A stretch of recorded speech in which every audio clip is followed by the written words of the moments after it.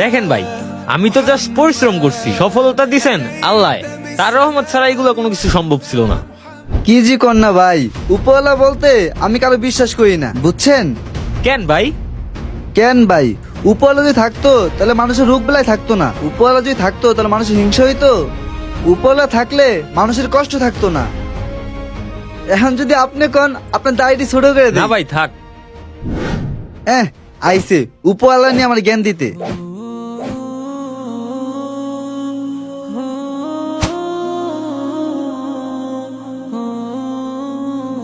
ভাই আমার কেন জানি মনে হয় পৃথিবীতে চুল কাটারও মানুষ নাই। আপনার কেন এটা মনে হয় ভাই? ভাই একটু ওর দিকে লক্ষ্য করেন, দেখছেন ওর চুলদারির অবস্থা?